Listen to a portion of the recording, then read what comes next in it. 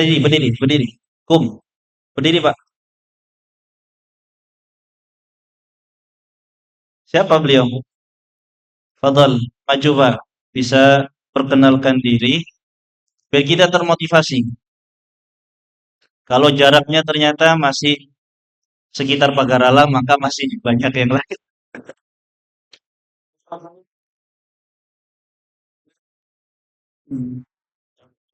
Masya Allah, 4 lawang Ustaz. Lebih 2 jam dari sini. 4 lawang, jauh lumayan. Satu lagi, silakan. Anda mau ngasih 2 saja yang ya. Fadal akhi, tolong disampaikan, Rama. Memang, gua jauh lagi. Palembang ada sana. Ini mendamping. Baik, Fadal.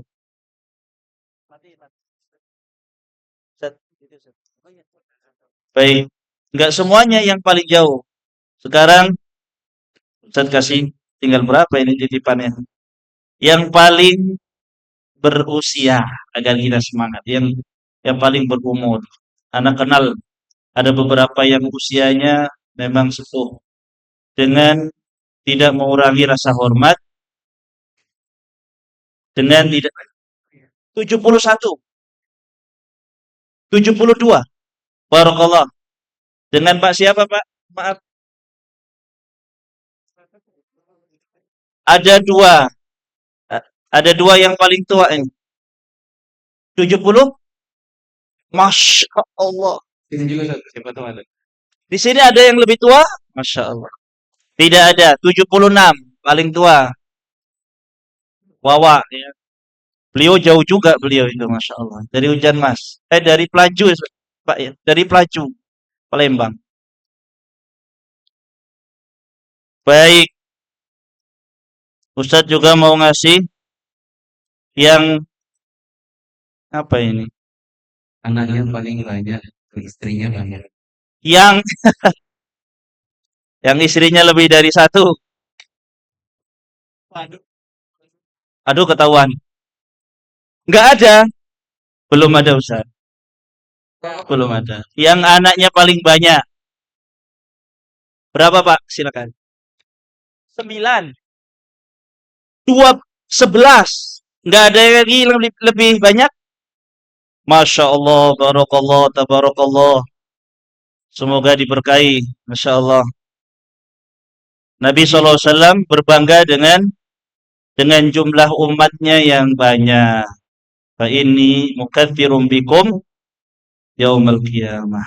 Dan anaknya paling banyak itu dipuji. Jangan takut, jangan takut rezekinya. Barakallah. Ada lagi Ustaz mau ngasih yang sore ini zikir petang. Angkat tangan. Yang zikir petang, angkat tangan. Masya Allah, banyak ya. Yang diantaranya yang paling kecil, yang kecil-kecil. Nah, jadi banyak kan?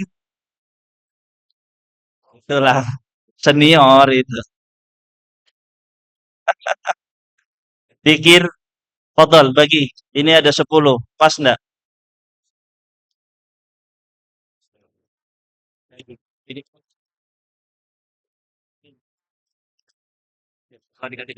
Baik.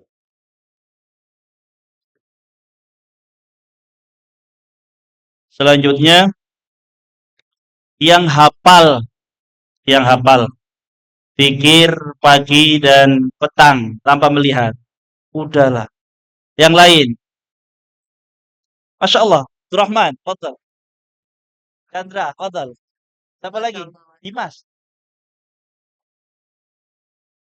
Siap, di belakang, di belakang. Ya, bisa kasih hadiah. Fadal. Ya, Habibi. Sama Heli terakhir. Halo, nggak kebagian. Ada lagi nggak? Ah, Heli. Cukup nggak? Habis. Baik, barakallahu fikum. Tinggal sisa ya hadiah buku-buku nanti Ustadz yang kasih pertanyaan biar lebih fokus lagi. Barakallahu fikum. Nastami kita simak lagi, tenang lagi simak kajian selanjutnya. Tafadhol Ustaz.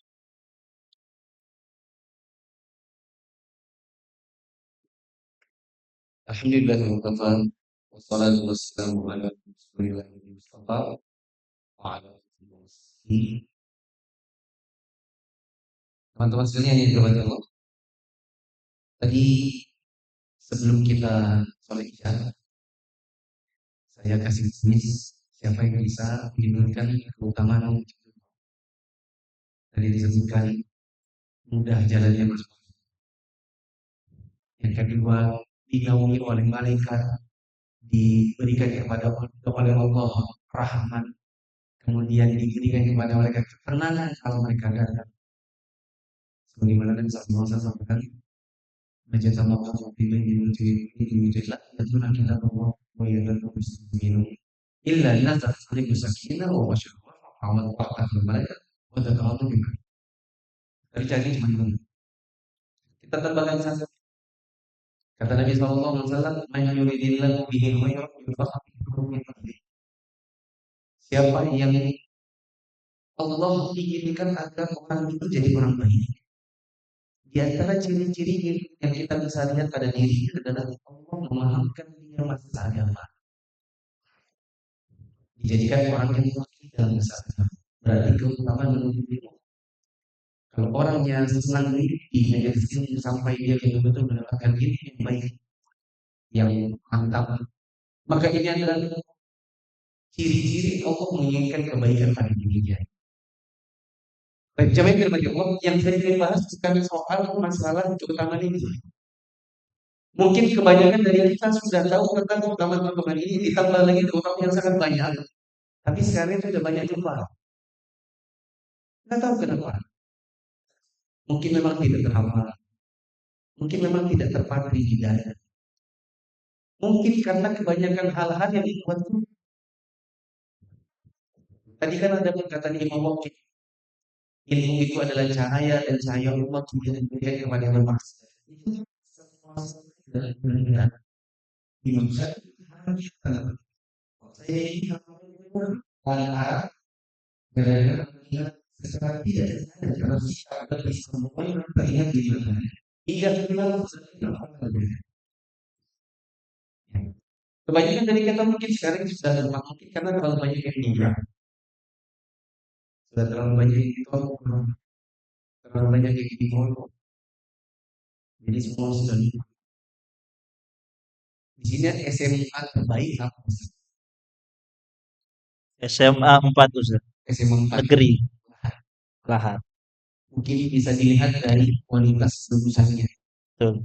Mungkin kalau lulus pergi ke UGM, ITB, gitu kan ya. Betul. Kenapa mereka pergi ke sana? Mereka cari jurusan apa? Mungkin ada yang ambil perminyakan, geologi, pertambangan supaya nanti bisa kerja di pertambangan karena di sini banyak tambang. Mungkin ada yang ambil kedokteran supaya bisa jadi dokter. Kalau ditanya kenapa sih harus jurusannya tambang, minyak, kedokteran? Tidak adakah jurusan yang lain, jurusan biasa-biasa aja, jurusan salon gitu, pariwisata aja gitu, jurusan merangkai bunga, tidak ada pekerjaan lain. Mereka bilang soalnya kalau kita kerja di kalau masuk ini, jadi duit kita baik, duit kita besar, mobil ini saya pergi menanam sendiri kayak mobil, sifat sendiri kayak mobil. Mereka tahu mobil mereka kalau mereka akan bisa dan itu hanya bisa satu dan itu hanya bisa sampai mereka memiliki kalau bisa apa sih saja dua misalnya seperti itu berarti dua-duanya ini menjadi selama diri sendiri bukan dari sini kalau yang penting semuanya kemudian kalau sesuatu kalau misalnya dari satu yang kenal tadi kenal sebagai kenal saya mau melakukan kemana dari yang cepat jadi pendekar pada jenis bangsa semua Maka sebab yang kenapa sebagian orang jadi malas belajar adalah karena istiqjal. Apa itu istiqjal? Terburu-buru pengen jadi guru.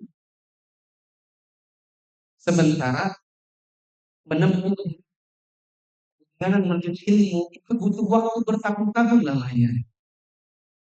Sudah kemana kata Imam Syafi'i? Ya. Kata beliau, lan tanara ilma illa bijissatir. Kalian tidak akan dapatkan ilmu kecuali dengan ilmu. Satu dari ilmu itu adalah Ustaz. Jadi Ustaz itu bukan setahun 2 tahun terus tiba-tiba jadi Ustaz. Itu namanya terburu-buru. Meskipun antum belajar di sana hijab ada kan? Bisa kan? Bisa baca Quran 40 jam. Kebun. Padahal itu kan namanya trik marketing. Itu hanya trik marketing. Akhirnya ada orang belajar cuma 40 jam, 2 hari, atau mungkin hanya beberapa bulan, setahun 2 tahun. Ustaz-ustaz lengah sedikit ini. Ketika diuji, diimla. Ini kalau ada papan tulis ya, kalau ada papan tulis kita bisa tes. Yang jadi ustaz-ustaz di tes satu papan tulis kasih hadis, misalnya kalimatan, khutbatan, apa? Ala lisan. Fasalitan fil mizan, anibatan inda rahman. Coba tuliskan. Yang betul-betul Ustaz asli, nulisnya lancar, nggak mikir. Yang Ustaz jadi-jadian itu nanti ketahuan. Nahwunya bisa salah-salah, apalagi kalau kita pakai yang agak tricky. Yang tricky itu biasanya yang ada kaidah nahwu yang nggak ketahuan. Misalnya apa ya? Qayyidul ilman bil kitab. Qayyidul ilman bil kitab. Kalau sampai dia kehilangan waw sama alifnya ketahuan dia pasti Ustaz jadi-jadian. Kita tambah karena kan itu kalau kecuali ada yang mau pakai qayyidul ilman bil kitab. Teman-teman yang berbagi banyak teman-teman yang istiqomah di zaman sekarang. Apalagi zaman sekarang ada kelas-kelas yang bisa baca Quran dengan sanad. Kita bukan meremehkan orang yang bersanad, tapi sekarang sebagian teman-teman ada yang menempuh kelas-kelas bersanad. Ternyata kalau kata Ustaz Aiman Abdillah dan Ustaz Buya Al-Qurnabi yang menulis buku Tajwid Syafi'i yang warna kuning itu, beliau berdua ngomong sama saya di tempat yang berbeda, di waktu yang berbeda. Kata beliau, kami berulang kali ketemu dengan orang-orang yang mengaku dirinya punya sanad baca Quran. Begitu kami dengarkan bacaannya, kami menganggap ternyata sanad itu begitu murah di zaman sekarang. Bahkan sebagian dari teman-teman mungkin ikut kelas, bikin kelas-kelas yang ada kemudian yang bilang sudah belajar baca Quran, sudah bagus bacaannya. Mereka tiba-tiba jadi polisi Quran. Tahu polisi Quran? Polisi Quran itu yang kalau mampir di masjid, di imam ustaz, itu dia nggak khusyuk sama isi bacaan. Yang dia khusyuk adalah soal tajwid. Kayak gini dalam sholat. Misalnya ustaznya baca, Alhamdulillahirabbil alamin. Dia di dalam hatinya bilang, ini bukan Ar-Rahmanir Rahim. Salah yang tajwidnya, nggak bagus bacaannya ini. Ini Maliki Yaumiddin, namanya panjang. Dan ternyata ada juga riwayat mimpinya juga boleh pendek. Sibuk dia dengan mengoreksi bacaan yang didapat. Itu namanya musik tajwid. Gara-gara merasa sibuk. Bukan nggak boleh punya salah. Tapi di zaman sekarang orang akhirnya banyak yang terlena sama dirinya sendiri. Akhirnya istiqjal terburu. Bahkan kita katakan yang namanya ilmu Al-Quran itu misalnya kita baca ilmu Quran. Ilmu Quran itu ada dua. Kata Syekh Muhammad bin Shalih ini para salaf di masa lalu dahulu mereka membekali diri mereka dengan ilmu Quran dengan dua ilmu. Yang pertama adalah al-alfaz, yang kedua adalah al-ma'ani. Alfaz, alfaz itu artinya cara baca, menyebutkan lapas-lapasnya. Seperti seseorang belajar huruf hijaiyah. Orang belajar ilmu hijaiyah itu namanya belajar tanpa. Setelah mengalami huruf, mereka mulai bisa merangkai kata. Misalnya pakai metode tahajud. Ta, fathah, ta, ba, fathah, ba, sa, fathah, ta, ba, ta, ta, ji, fathah, ja, ra, fathah, ra, ja, ra. Itu belajar hal. Ada lagi belajar namanya al-ma'ani, yaitu makna. Dan itu kita pelajari dengan ilmu bahasa Arab. Kita belajar dengan ilmu usul tafsir, kaidah-kaidah tafsir. Ini di antara keilmuan yang dibutuhkan. Nah, sebagian teman-teman mungkin dapat sanad baca. Kalau sanad baca berarti punya kemampuan baca, tapi apakah itu berarti bisa menafsirkan Quran? Jawabannya belum tentu. Sudah belajar bahasa Arab belum? Sebagian teman-teman kami dapat ini bukan cuma di Balikpapan. Saya pergi ke Cirebon, duet sama Ustaz Cirebon, yaitu Ustaz Ahmad Tonari Hafizahullah. Beliau pun ngomong yang sama. Di tempat kami juga ada yang dia itu sekarang sudah berani naik ibadah Jumat, ceramah tarawih. Kami ajak ngomong bahasa Arab, gak bisa ngomong dia. Saya ketemu dengan yang sering disebut Ustaz saya. Saya ketemu langsung dengan yang sering disebutkan Ustaz Fulan, yang kalau dipanggil Aki nggak noleh dia. Kalau dipanggil Ustaz baru siapa yang saya? Kalau dipanggil Aki bukan nggak mau. Saya ketemu langsung. Assalamualaikum. Waalaikumsalam. Kaifa Alhamdulillah Ustaz. Kaifa haluk dia bisa jawab. Alhamdulillah. Saya jawab, Aina tas Aina taskun di mana kamu tinggal? Oh, anu Ustaz. Saya lagi bilang, ini yang dibilang Ustaz, Aina taskun pun enggak tahu. Sementara orang kalau belajar bahasa asing biasanya di antara percakapan paling awal itu, what's your name? How do you do? How are you? Where do you live? Di mana kamu tinggal? Where do you live? Kalimat-kalimat awal belajar bahasa Inggris. Sama juga bahasa Arab. Kaifa halu masmuk? Aina tas? Apa artinya? Di mana kamu tinggal? It's so easy. Terlalu gampang. Sahal jiddan. Kan tinggal ngomong askun fi. Ketika orang dipanggil Ustaz, dites sama Ustaz beneran, baru ketemu dia ternyata Ustaz jadi-jadian. Yang seperti ini biasanya nanti malas belajar, yakin. Kalau teman-teman punya kebiasaan seperti ini, nanti lama-lama pasti malas belajar.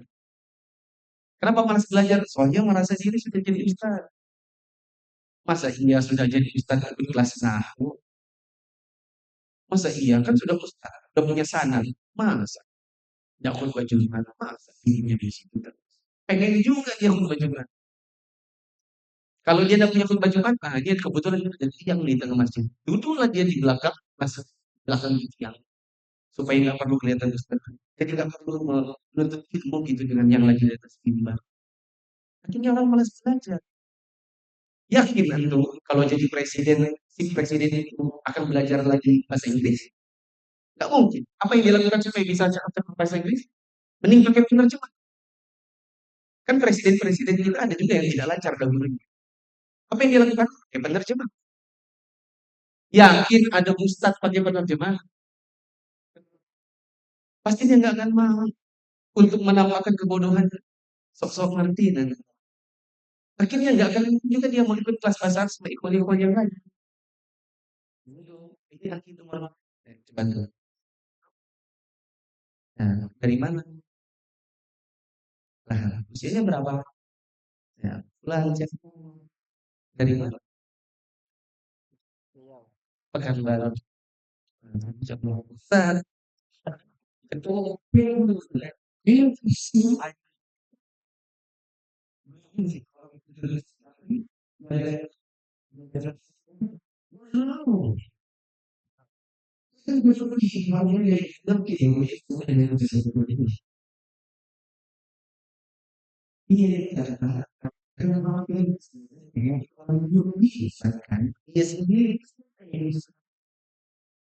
itu namanya istiqjal. Makanya Allah selalu mengatakan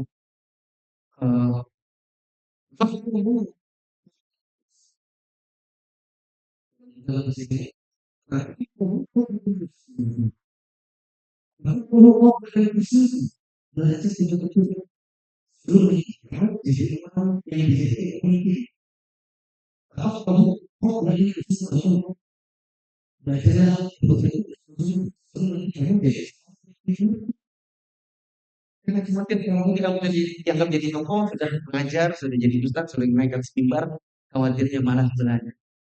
Dan biasanya memang begitu. Di antara sebab orang jadi malas belajar adalah terlalu terburu-buru pengen jadi sudah seperti mungkin nambah 7 8. Itu aja mungkin. Nanti bertanya pertanyaan yang insya Allah siap. Tadi yang disampaikan Ustaz kita berkaitan dengan al-istijal terburu-buru. Ya, menjadi artinya kadang ada yang jadi tapi dikarbit. Apa dikarbit? Kalau bahasa kita dia apa ya? Diperem, diperem. Jadi kurang fresh lah gitu ya. Rahimani wa rahimakumullahu jami'an. Ada beberapa lagi yang menjadi penghambat kita di dalam menuntut ilmu. Kita terlalu pilih-pilih. Pilih-pilih itu boleh. Dan menuntut ilmu itu memang pilih-pilih. Ya. Inna hadzal ilma dinun. Ali bin Abi Thalib mengatakan, ilmu ini bagian dari agama. Ilmu agama ya agama. Maksudnya begitu. Fanzuru amma ta'khudhu dinakum. Lihat dari siapa kalian mengambil agama kalian. Jangan dari orang yang tidak belajar ilmu, tidak kredibel, mungkin sudah berani fatwa. Nah ini bab fatwa beda lagi. Kalau bab al-balagh menyampaikan, Nabi SAW mengatakan, "Ballighu anni walau ayah." Ini sering disampaikan dan sering dijadikan hujjah bagi teman-teman yang salah. Saya katakan salah kenapa? Ballighu anni walau ayat, sampaikan dariku walaupun satu ayat khutbah. Langsung jadi ustaz. Makomnya berbeda ketika, kedudukannya berbeda ketika menyampaikan dengan fatwa. Berbeda.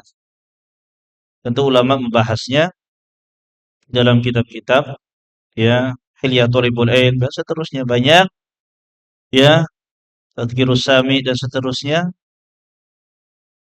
Kalau menyampaikan Anda boleh menyampaikan. Anda punya satu hadis, Anda ketemu orang, Anda pengen bincang-bincang sama dia, sampaikan. Anda punya satu hadis, Anda pengen sampaikan.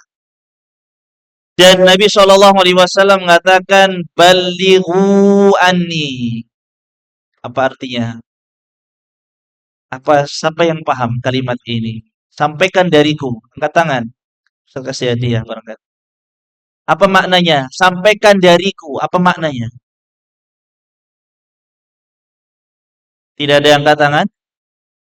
Baik. Maksudnya sampaikan dari Nabi. Betul-betul anni dariku. Ada validasi. Ada validasi. Hadis yang antum sampaikan itu betul-betul anni kata Nabi dariku. Bukan hadis dhaif atau bahkan maudhu, palsu, atau la aslalahu, lebih parah lagi, tidak ada asalnya. Seperti hadis ikhtilafu ummati rahmatun. Perselisihan di tengah-tengah umatku itu rahmat. La aslalahu. Tidak ada asal. Tidak ada sanadnya bahkan. Ya, terus belajarlah sampai ke negeri Cina pun maudhu. Ya, maudhu palsu.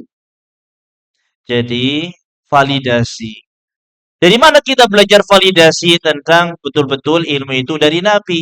dari para alim, dari ulama, baik karya-karya mereka atau para guru-guru kita. Jadi tanggung jawabnya berat. Jangan sampai kita sampaikan suatu perkara yang kita aja nggak tahu benar apa salah. Bahkan berfatwa ini kayak gini. Menurut saya, madhab saya begini. Madhab saya la haula wala quwata illa billah. Padahal tidak ada madhabnya. Seperti itu mengatakan. Bahaya kalau sudah fatwa harus berilmu. Tadi Ustaz Mufli sudah sampaikan harus mengenyam ya pelajaran ilmu agama itu lama, lama ya. Mungkin kami-kami yang duduk di depan ini bukan yang alim. Kami masih belajar, masih pemula. Guru kami menukilkan dari Al-Imam Al-Bani. Imam Al-Bani, seorang ulama besar di masanya, di zaman ini. Karyanya yang begitu banyak, di usia 80 tahun, beliau masih tekun untuk mentakhrij hadis. Mungkin di antara antum ada yang baru dengar kalimat takhrij hadis. Itu tentang ilmu validasi hadis ini sahih atau hasan li ghairihi atau sahih li ghairihi atau dhaif atau yang jabir dan seterusnya dan seterusnya. Itu di usia yang sudah lanjut masih tekun belajar. Dan beliau pesannya beliau mengatakan ana tulaibul ilmi. Saya adalah penuntut ilmu yang masih pemula, yang masih kecil. Dengan hidup beliau yang panjang dengan ilmu hadis, beliau tidak berbangga. Maka ikhwah dan akhwat rahimani wa rahimakumullah, yang perlu kita pelajari dari ilmu agama ini, yang pertama kita belajar dari orang-orang yang terpercaya. Yaitu yang bagaimana? Yang jelas dia secara ilmu tadi bahasa Arab bisa lah. Bahasa Arab mampu mumpuni lah. Masya Allah. Nahu sorob di luar kepala lah. Baca kitab, Masya Allah lah. Melek, gak merem, melek. Kalau merem gak baca. Ya. Kemudian apa? Gurunya adalah orang-orang yang diketahui baik, artinya benar, ya, akidahnya lurus, manhajnya baik, benar, sesuai dengan manhaj Nabi dan para sahabat. Itu kita harus cari. Kita pilih-pilih di situ boleh. Namun, namun banyak di antara kita yang pilih-pilih cuman mau kajian ketika ustadznya terkenal, ustadz yang jauh, ustadz yang macam-macam lah yang viral. Betul baik boleh, tapi jangan pilih-pilih cuman begitu saja mau hadir. Kajian antum jadikan jadwal sepekan sekali mungkin ada kajian-kajian yang rutin. Simak meskipun antum nggak nulis, antum simak saja sudah. Yang sebenarnya kalau menuntut ilmu ya ditulis. Minimal antum simak, kemudian antum pulang lega dadanya, dapat ya refresh lagi, teman-teman masih ketemu lagi. Itu minimal. Bagus lagi antum bawa catatan, antum tulis faidah-faidah. Barakallahu fikum. Ustaz itu Ustaz. Sudah 7 tujuh itu tadi harusnya tidak di tapi ya tetap menyari jangan sampai semua ustaz bahkan yang akidahnya tidak lulus diambil juga. Ini mungkin masih semua tapi ustaznya semua akidahnya lulus secara keilmuan rata-rata sama. Oke, ada kelebihan yang kurang. Tapi terlalu tinggi. Tapi dia asalnya retorikanya kena dan padahal retorika ini bukan kita bisa terima. Kami dahulu belajar kepada sebagian masyarakat. Nah, kita kalau lagi gaul sama masyarakat itu nggak ada hampir jarang itu penuh retorika. Batara. Ya, data aja. Seperti Syekh Ibrahim Ruhaili, beliau bicaranya dalam waktu 6 hari. 1 hari itu bisa 8 jam kita belajar sama beliau. Itu dengan intonasi yang kalau ada equalizer itu kayak gini aja. Nyata. Kalau yang sebagian guru-guru kita yang mungkin punya retorika yang kaya, mereka kan ada tingginya. Contohnya, oleh karena itu tinggi. Ada yang pakai bisik-bisik, ada yang pakai suara bisik, ada yang suara ibu bahas, ada yang suara kalau mereka ini maksudnya itu mereka tinggi.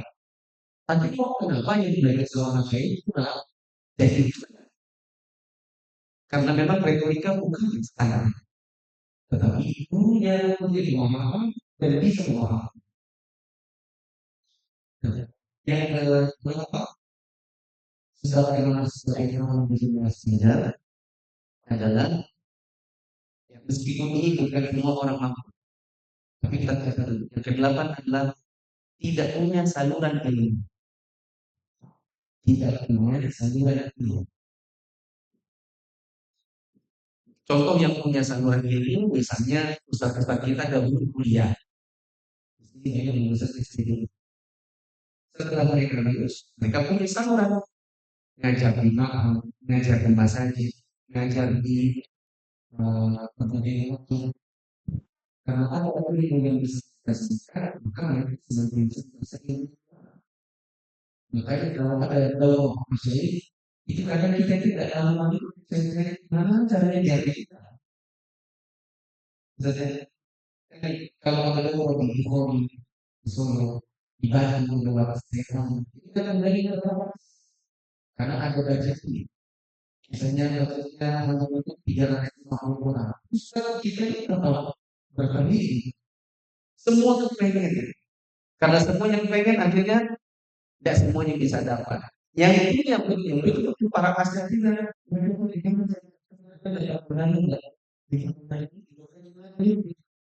kan pengen terus belajar. Karena itu yang sebenarnya makanya pengen terus belajar. Kebanyakan ketika belajarnya itu bukan masih begitu. Karena tidak ada yang bisa disalurkan dari ilmunya maka mentok. Oleh karenanya dari para ulama kita seperti yang Ahmad bin Hanbal beliau mengatakan al-ilmu la ta'dilu syai'in min as-sunnah. Ilmu itu adalah salah satu ibadah yang sangat tinggi pahamnya dan tidak bisa dibanding oleh sesuatu yang lain. Tapi bagi siapa yang benar niatnya. Ada yang bertanya, bagaimana benar niatnya? Kata beliau mengatakan, yaitu raf'an jahli an nafsihi wa an ghayrihi. Orang yang benar niatnya dalam belajar itu adalah berusaha untuk menghilangkan kebodohan dirinya dulu. Setelah itu dari orang lain. Ini menunjukkan bahwa semakin kita akan semangat belajar kalau kita itu niat belajarnya bukan buat cuma diri sendiri. Usahakan juga untuk bisa ngangkat kebodohan dari orang lain. Kebanyakan dari kita kalau belajar, kenapa Bapak belajar? Dia bilang biar tahu. Kalau hanya biar tahu berarti buat diri sendiri. Tapi kalau bilang supaya saya tahu dan saya supaya bisa mengajarkan keluarga saya, teman saya, ini berarti untuk dirinya dan orang lain. Biasanya yang punya niat begitu akan lebih semangat. Berarti bapak-bapak, teman-teman, juga para ummahat, saya tidak kemudian mengatakan kalau itu rame-rame lah jadi ustaz. Kalau semuanya jadi ustaz, siapa yang jadi murid? Mari kita berusaha kalau belajar ilmunya itu tersalurkan. Contohnya kita di rumah, misalnya hari Ahad subuh, kita beragenda di Ahad subuh setelah selesai dari sholat di masjid, ayah pulang semuanya anak-anak sama istri-istri, istri-istri atau istri kumpul di rumah kajian. Siapa yang ngisi? Bapak. Ustaz, nanti saya bicara tanpa ilmu. Bicaralah yang Anda tahu.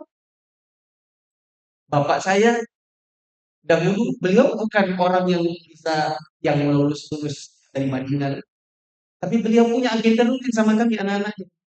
Beliau senantiasa kasih ceramah. Ceramahnya Bapak apa? Kebanyakan adalah pengalaman hidup. Kami suka ceramah Bapak. Teman-teman di sini kan WIB ya. Kalau kami di Mitra sana, kalau maghrib itu bertepatan waktunya dengan Satria Baja Hitam. Di sini jam 5, di sana jam 6. Sementara maghrib di sana jam 6.15. Sementara jam 18.20 itu adalah timingnya musuhnya Satria Baja Hitam itu ketahuan bagaimana cara matinya.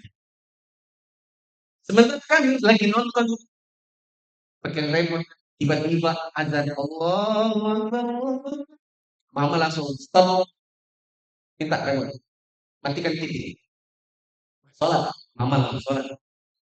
Begitu pulang, kami nggak bisa nonton, disuruh duduk, bapak saya ceramah. Bapak ceramah, bukan apa ceramah, bukan kayak gini. Ceramah beliau adalah ceramah tentang bakti pada orang tua. Ceramah berkata, bapak dulu zaman seperti zaman kamu nih. Bapak dahulu untuk sekolah di kampung, namanya mereka. Kita sekolah itu biar kita mencapai belajar, itu jam 6 subuh sudah harus standby di tengah jalan mengajar truk singkong. Oke, truk singkong. Kejar, om, om, ikut ya kamu sekolah. Omnya bilang, naik, naik kita sama singkong. Iya, kami bawa dahulu. Kalau semua belajar itu begini, begini. Dan kami hormat sama orang tua begini. Itu isi ceramahnya Bapak Kanda. Dan saya benar saya. Teman-teman seharusnya bisa melakukan itu. Masa iya bakti pada orang tua, apalagi di zaman sekarang. Zaman di mana anak berani sama orang tuanya. Terus nasihatnya mau datang dari siapa? Harapan dari tetangga. Kalau bisa bapaknya yang punya satu lagi jadi ngisi di rumah, punya kegiatan sama anak dan istrinya. Kalau mungkin di rumah itu agak-agak anaknya kurang betah, ayo bawa ke pantai ya.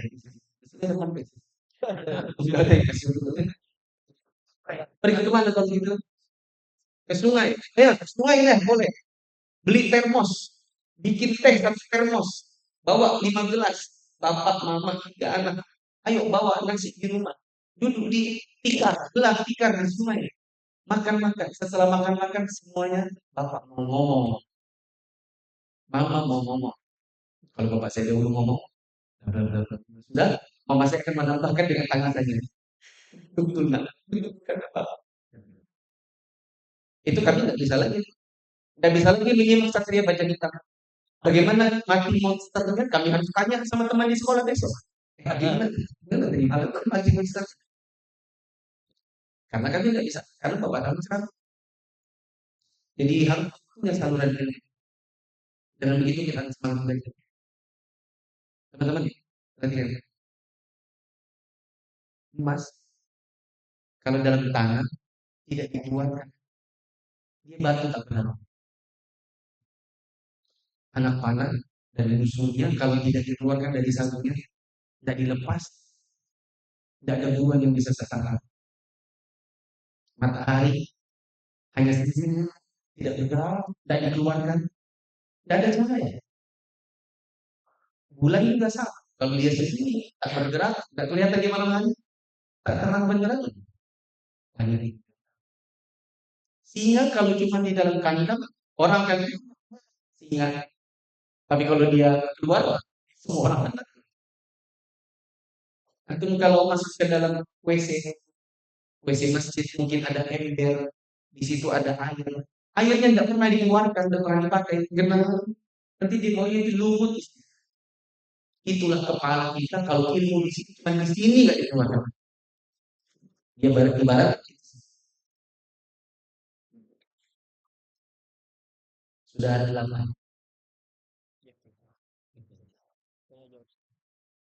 Eh, kita sebenarnya belum. Sudah selesai harusnya. Harusnya sudah selesai. Cuman kita kasih beberapa pertanyaan. Barangkali ada yang bertanya. Kurang lengkap kayaknya Ustaz kalau tidak ada sesi pertanyaan. Barakallahu fikum. Saya nggak mau berpantun. Saya mau baca pertanyaan. Van Ustaz, di luar tema katanya. Ana memiliki teman kajian yang sering kumpul di luar kajian. Teman kajian, tapi sering kumpul di luar kajian. Tetapi teman anak ini orangnya sering berkata kasar, suka marah, suka membentak. Ana sudah menasihati tetapi masih ngeyel. Apa yang harus Ana lakukan, Ustadz? Apakah Ana menjauh? Seperti apa nasihat Ustadz? Barakallah.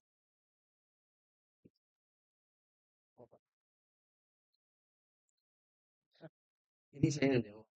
Nah, saya, Ana yang bertanya, baca. Sebelum saya jawab pertanyaan, saya mau info dulu. Teman-teman sudah mencatat dia ada 8 stok jadi mana sebenarnya. Sebenarnya kalau mencatatkan mungkin ada 17. Masih ada setengah bulan. Tapi karena mau membahas, semoga mudah-mudahan kita untuk bulan susah. Jadi insya Allah di suatu saat kita tahu saya lewat lagi, bayangkan nomor 9 sampai 17. Ya kira-kira 5 mungkin.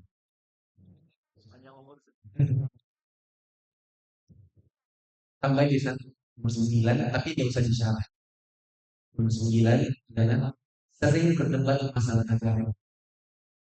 Itu juga perempuan yang suka berdebat rasa kita pada intinya yang bermain itu biasanya nanti dan seterusnya. Satu lain, saya mungkin menurut kajian yang sedang mengukur di luar kajian. Kalau itu suka berkata kasar, malah suka berdebat. Dinasihati, apakah dijauh atau apa? Kalau kita mengenal maka prinsipnya sebagai dari imam pasti sakit. Kalau itu pasti kalau itu naik. Naik itu gimana? Gak bisa kayak dari kok. Kalau imam saya kan saya kayak di foto atau yang baik sebenarnya. Kalau kita nanti kita memang lebih dari dia menarik akan dulu. Kita bisa tahu dia akan kita punya kekuatan lebih dari dia. Maka sebaiknya bermanfaat. Semoga ada titik di mana kita paham dan kita sebenarnya kalau kita punya keyakinan, kita menggunakan diri kita punya surga di sana. Kekuatan itu menjaga diri yang baik karena diri yang mereka kemampuan dia belum menjadi tapi itu menjaga diri kalau bisa saja menjadi sekitar dan menjaga bagus. Kalau itu adalah begini, itu mengalami mungkin besok-besok tugas. Maka kalau itu sebenarnya selama itu berusaha untuk mengejar kepada kebaikan. Merasa kalau membuat mengajar kepada pendidikan nasihat itu kepada sesama diri.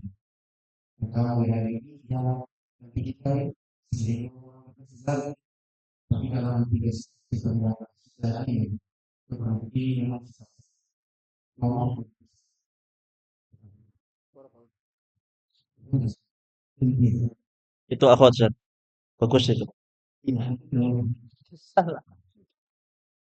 Pertanyaan itu antum, Ustadz.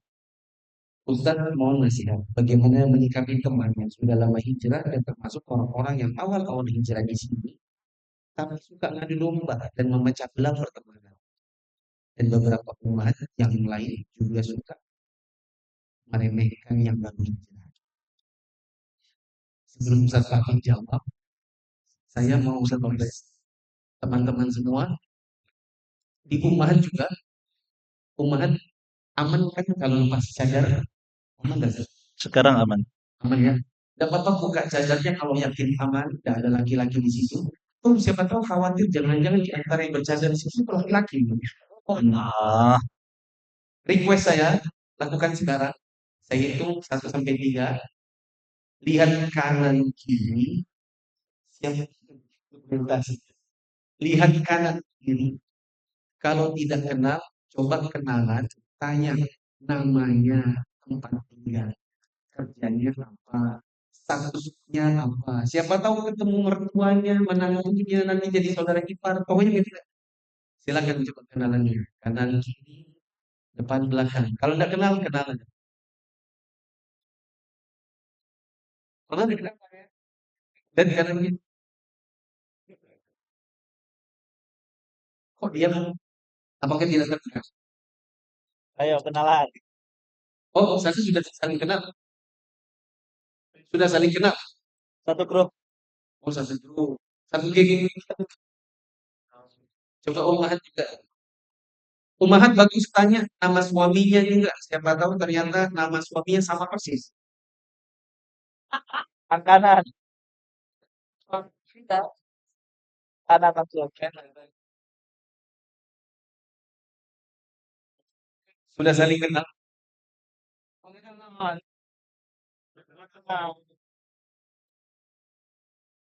Ini nggak kayak terlalu banyak bukan. Teman-teman di kajian saya ada rutinitas seperti ini kalau bagi apa? Ada pernah beberapa ada yang akhirnya jadi menang. Akhirnya dia kenalan, lama-lama sering ngobrol, lama-lama jadi menang. Ada yang jadi teman usaha, satu investor, satunya pekerja.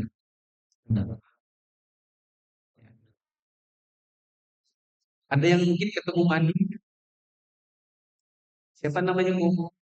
Umu Azizah. Oh, anti siapa? Anak Umu Abdillah, Masya Allah. Nama suaminya siapa?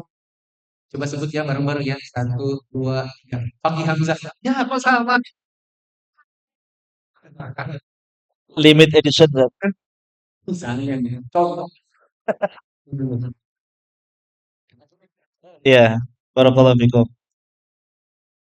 Jawabannya apa, Ustaz? Dari pertanyaan tadi. Dari Ustaz pengalaman ya. Memang kalau dai sudah melalang buana itu pengalamannya luar biasa. Artinya nggak menutup kemungkinan ya yang seperti ini tuh memang harus sedikit waspada kalau memang ada yang menyusup dari kalangan ikhwan jadi akhwat jadi jadian. Kan tadi udah dilakukan semua ya. Mudah-mudahan sudah kenalan. Kemudian juga yang kedua kita sering ketemu di kajian kadang belum kenal. Kadang belum kenal. Ana juga nggak semuanya anak kenal susah anak ngapal semua ikhwan. Banyak sekali. Jadi tetap tegur sapa. Iya, Waalaikumsalam. Ya, nggak masalah. Ya, lambat-lambat, lama-lama kenal juga. Barakallahu fikum. Tadi pertanyaan dari akhwat. Mungkin ini yang terakhir Ustaz. Berkaitan dengan bagaimana menyikapi teman yang sudah lama hijrah. Masya Allah. Alhamdulillah. Dan termasuk orang yang awal-awal hijrah di sini. Ya. Tapi suka mengadu domba. Waliyatubillah. Memecah belah pertemanan. Waliyatubillah. Dan beberapa umahat juga suka meremehkan kami yang baru hijrah. Ini curhatan akhwat yang baru mungkin baru taklim, baru hijrah. Ini masukan dan ini curhatan dari salah seorang akhwat yang mungkin dia pengen dirangkul, ya pengen dirangkul, pengen punya teman. Mungkin dia setelah hijrah, dia temannya pun ditinggalkan. Maka dia butuh teman yang baru. Umahat, ya rahimani wa rahimakumullah. Apa sebabnya? Kadang-kadang ya, sebagian akhwat secara umum, saya katakan akhwat, bukan ummahat saja, akhwat. Masih belum berubah akhlaknya, lisannya, sikapnya. Meskipun sudah cadaran, sudah ganti pakaian, sudah syar'i, tapi mungkin akhlaknya belum berubah. Kenapa? Karena mungkin faktornya yang disebutkan Ustadz tadi yang perlu dicamkan dari penghalang-penghalang menuntut ilmu karena kurang ilmu. Kalau hadir di majelis taklim pasti dia akan dengar ancaman orang yang namam, la yadkhulul jannata namam. Nabi mengatakan tidak akan masuk surga orang yang mengadu domba, menggunjing, ya dzikru akhaka bima yakrah, menyebut saudara atau saudarimu yang dia tidak sukai, ya. Maka ini perihal yang dijauhilah. Kita gak cuma untuk hijrah ini ganti pakaian, ganti casing lah. Kalau bisa diumpamakan, tapi kita juga harus merubah akhlak kita, sikap kita, ungkapan kita, ucapan kita yang tadi suka bentak-bentak, jangan lagi setelah hijrah. Yang suka tadi iseng, jangan lagi malu. Sudah pakai cadar, malu sudah pakai jenggot, malu. Sudah nggak layak lagi seperti itu. Maka saran saya, sabar bagi akhwat ini, sabar. Ya, dan tentu mudah-mudahan Allah berikan taufik kepada semua yang hadir, baik ikhwan dan akhwat, dan ini nasihat untuk kita semua dan saya juga kadang nggak ada yang lepas dari salah. Saya juga kadang buka saya terbuka siapa yang mau mengkritik saya. Dikasih ini terbuka apa sih? Alhamdulillah sehingga saya bisa berubah. Begitu juga kalau ada masukan, jangan tersinggung, jangan kemudian nggak usah lagi kajian Ustaz Fakih, suka nyinggung. Loh, kalau nggak tersinggung, percuma ayat-ayat itu nggak menyinggung, hadis-hadis itu nggak menyinggung, percuma. Artinya kalau tersinggung, ada yang harus diperbaiki, ada yang harus dibenahi. Semoga Allah Subhanahu wa taala perbaiki semua urusan kita. Semoga Allah Subhanahu wa taala berikan keistiqomahan kepada kita, baik akhwat yang baru hijrah maupun yang sudah lama hijrah. Mari kembali ke majelis ilmu. Barakallahu fikum. Cukup barangkali. Ustaz, ada closing statement? Alhamdulillah alamin. Kita selesai dengan kajian kita pada malam ini. Closing statement bagi saya, yang pertama saya berharap teman-teman bisa membaca kembali 8 dan 9 surat tadi. Seandainya ada satu, dua, bahkan 9 dari sebab kita malas belajar kita punya, maka ini harus, apalagi ini setiap yang mungkin ini kedua, semua orang ini dan orang itu kalau bisa betul-betul sih kalau dia bukan hanya terapi dan banyak orang ini yang harus disebutkan dengan medis betul-betul dengan dia yang memiliki tanggung akhirnya si sih untuk kemudian suatu sekali ini orang kalau tidak sembuh harus minum obat bukan cuma apalagi vitamin. Kami kajian ilmu yang berbasis awalnya obat minum. Ada yang cukup yang dalam dari waktu dalam diberikan yang ini vitamin. Kalau teman-teman pengen bisa karena kebohongan bisa, benar ini obat karena sesuatu bisa obat dari kejahilan kita kalau kita ini obatnya adalah belajar menuju ilmu. Ini juga bagi kalau orang kita ini harus berobat. Berobat adalah hanya tidak bisa bukan lagi kalau ada banyak tapi besok hari dunia setelah ini harus disini sama-sama pakai ini saya Tempatnya di Masjid Imam Syafi'i, Tanjung Enim, ya di Kota Muara Enim, di kecamatan apa itu kecamatannya? Ya Lawang Kidul ya. Mana ada ikon Tanjung Enim di sini? Kurang lebih 2 jam, Ustaz. Ya, 2 jam karena sudah padat di sana. Dulu 1,5 jam, sekarang 2 jam paling cepat.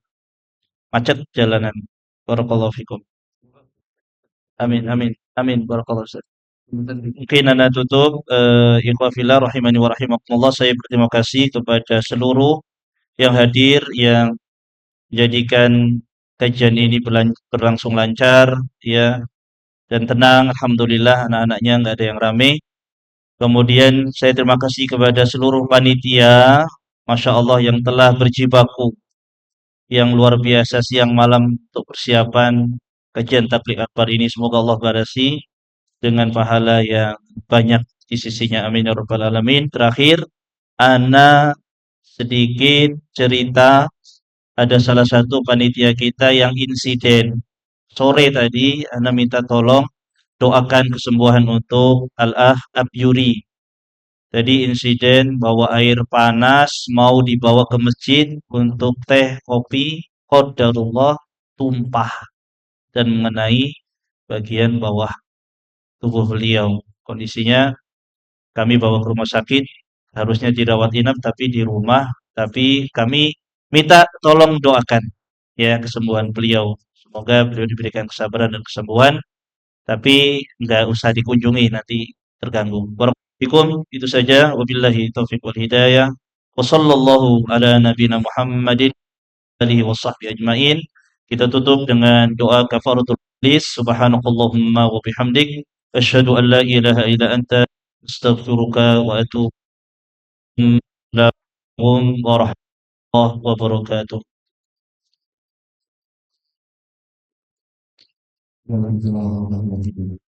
Wah, jangan dengan juga sampaikan tadi kami terima kasih atas perhatian dan semoga selamat sampai dan bagi yang bisa kami ceritakan itu yang sudah kami ini sudah proses yang cuma itu aja. Cuma kita dulu. Dan itu